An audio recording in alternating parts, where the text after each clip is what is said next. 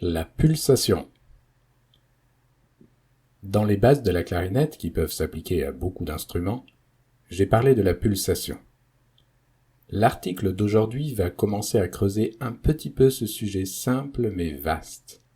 La pulsation est fondamentale en musique et beaucoup de choses vont dépendre d'elle. La possibilité de jouer à plusieurs est un objectif régulièrement cité pour motiver les élèves. La pulsation est aussi très importante pour l'interprétation, la structure de la musique et même l'intérêt suscité chez les spectateurs.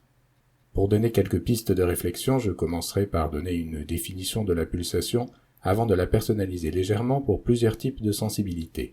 Ensuite, je parlerai de comment la ressentir et la développer avant d'interroger un des fondements de la définition habituelle de la pulsation. Qu'est-ce que la pulsation ? La pulsation est définie en règle générale comme un battement régulier servant de repère afin de délimiter les temps dans un morceau. C'est comme des poteaux électriques sur le bord de la route qu'on voit passer en roulant en voiture. Chaque poteau est une pulsation, le fil tendu entre et le temps qui s'écoule sans s'arrêter. Cette comparaison convient facilement aux personnes visuelles. Pour ceux qui sont plus sensibles aux sensations, on pourrait penser à la sensation de réaliser un cercle avec la main.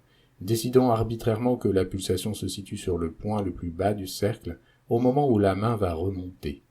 Cet instant est la pulsation. Le temps qui passe sans s'arrêter, c'est le mouvement de la main dans l'espace. Enfin, pour les personnes qui sont plus auditives, la pulsation peut être comparée au chaos d'un train qui avance. Certes, on entend plusieurs impacts quand le train passe sur une irrégularité du rail, une jonction, il me semble. Le premier est plus fort, disons que c'est celui-là la pulsation. Le temps est la friction du rail et de la roue en continu. Pour moi, la pulsation est donc comme le battement de cœur de la musique, qui n'interrompt pas le temps, mais le marque et le relance. Elle permet donc de donner une sorte de cadre au temps, autrement neutre, qui ne dépend que d'elle, et fait ressortir la structure des rythmes. Les différentes façons de la ressentir. Vous avez sans doute remarqué que j'ai donné plusieurs exemples afin d'illustrer la pulsation. C'est que de mon expérience personnelle, nous avons tous un rapport différent à la pulsation et à tous les phénomènes similaires. Ces trois familles, visuel, sensitif et auditif, sont celles que j'ai pu rencontrer et expérimenter. Nous avons donc une facilité dans un des domaines. L'idéal est d'expérimenter afin de pouvoir ressentir à peu près la même chose dans les trois approches. Pour débuter, il vaut mieux, bien sûr, utiliser notre terrain le plus favorable. L'entraînement, si on peut l'appeler comme ça, consistera à écouter de la musique. Celle qui nous plaît, bien sûr, pour associer l'utile à l'agréable. En écoutant, nous allons expérimenter quelle approche nous convient le mieux pour ressentir la pulsation. Ce peut être battre le pied, balancer la tête, les bras, tout ce qui vient. Et nous allons cultiver cela. Notre écoute de la musique deviendra un ressenti de la pulsation. Lorsque nous jouerons, nous essaierons d'intégrer ce ressenti à notre jeu. D'abord en faisant ressortir particulièrement la pulsation, puis en lissant un peu pour ne pas trop exagérer. L'erreur régulière chez les personnes chez lesquelles la pulsation n'est pas acquise est qu'elles sont trop souvent concentrées sur le moment de la pulsation. Du coup, elles oublient le temps qui passe sans s'arrêter et la pulsation n'a aucune forme.